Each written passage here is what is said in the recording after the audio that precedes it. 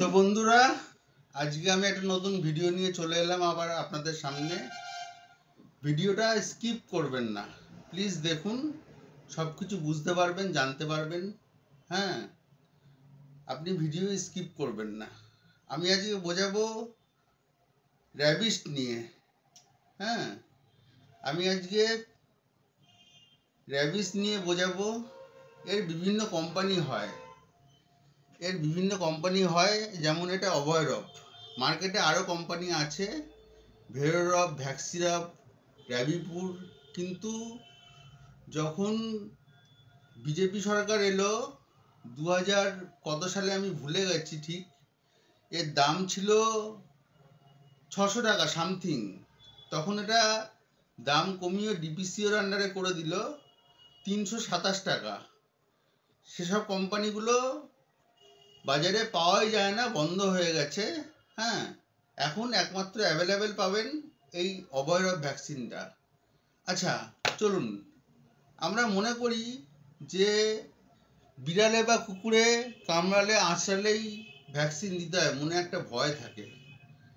কিন্তু জিনিসটা সঠিক না।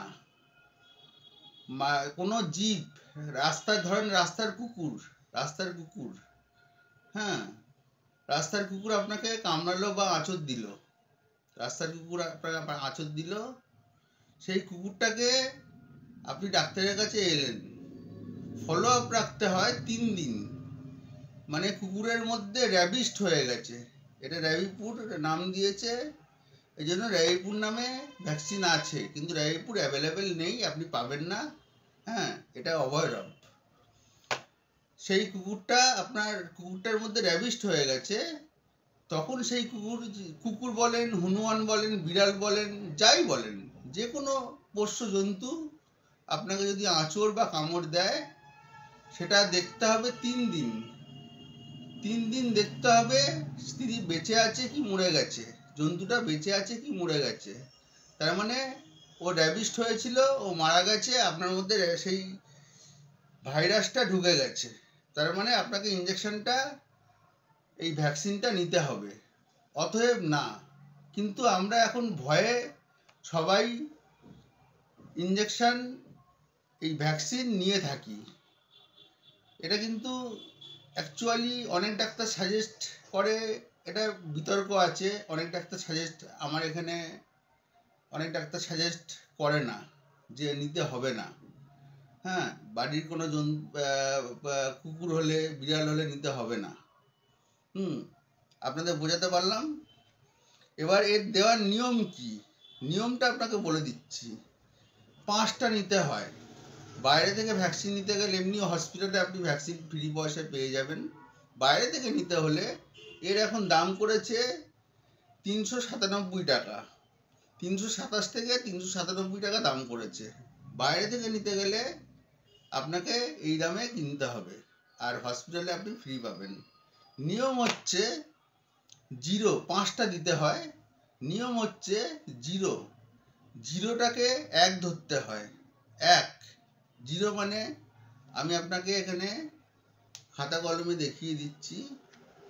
0টাকে 1 ধরতে হয়। 0 মানে 1।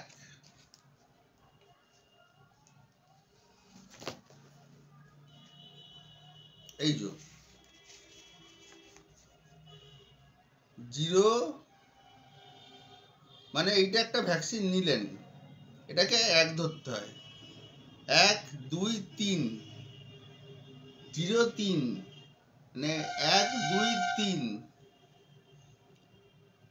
এটাকে 1 ধরলেন, এটা 2 ধরলেন, মানে যে রেটে এটা নেবেন, তার পরে 3 দিন পরে 2, 3 আবার একটা নিলেন। 3-এর পরে হয় 7।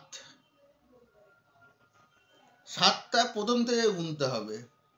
1, 2, 3, 4, 5, 6, 1, 2, 3, 4, 5, 6, 7। এই ডেটে আপনার এটা পড়বে, মানে হয়ে গেল আপনার 3টে হয়ে গেল। 7-এর পরে হয় 14। এখান থেকে প্রথম থেকে আবার 14 কাউন্ট করতে হবে। এই যে 1 2 3 4 5 6 7 8 9 10 11 12 13 14। এই যে এই ডেটে আপনি একটা নিলেন। 14 পরে কাউন্ট করতে হয় 28। প্রথম থেকে কাউন্ট করবেন 1 2 3 4 5 6 7 8 9 10 11 12 13 14 15 16 17 18 19 20 21 22 23 24 25 26 27 28। এই যে মানে আপনার 1টা 2টো 3টে 4টে 5টা আপনার কমপ্লিট হয়ে গেল। এই হচ্ছে আপনাদের বোঝাতে পারলাম আমি আশা করছি। আরও অনেক তথ্যের জন্য যদি আমার ভিডিওগুলো ভালো লেগে থাকে আপনারা সাবস্ক্রাইব করে দেবেন এবং বেল আইকন বাজাবেন। হ্যাঁ, আমি ডাক্তারের চেম্বারে ব্লগ করছি কারণ বাইরে আমার দোকানে প্রচণ্ড আওয়াজ এবং বারাসাত ব্যারাকপুর রোডের ধারেই আমার দোকান, মেন রোডের ওপরে। আমি আমার ডেসক্রিপশানে আমার নাম্বারটা দিয়ে দিচ্ছি, আমার পার্সোনাল নাম্বার, যেটা ডাক্তার প্যাডে দেওয়া নেই। আপনারা যে কোনো কোয়ারি থাকলে আমাকে কোশ্চেন করে জিজ্ঞেস করতে পারেন। আজকের মতো বাই বাই। ও আর একটা কথা বলি, আমি আমার বাবা সিনিয়র ফার্মাসিস্ট ছিলেন, 2011-এ উনি গত হয়েছেন। আমি আমার 20-22 বছর অভিজ্ঞতায় আমার 36 বছর বয়স হলো। তার বাবা মারা যাওয়ার আগে মানে বাবার কাছ থেকেও কিছু শিখেছি, শেখার কোনো শেষ নেই বন্ধুরা। বাবার কাছ থেকেও কিছু শিখেছি, ডাক্তারদের কাছ থেকেও আমার গুড রিলেশন আছে। এখানে অনেক ডাক্তার বসে, 2টো সেপারেট চেম্বার আছে, আপনি আগেও বলেছি। ও আমার নাম প্রসেনজিৎ পাজা। হ্যাঁ, আপনাদের ভালো লাগলে ভিডিওটা লাইক এবং সাবস্ক্রাইব করে দেবেন।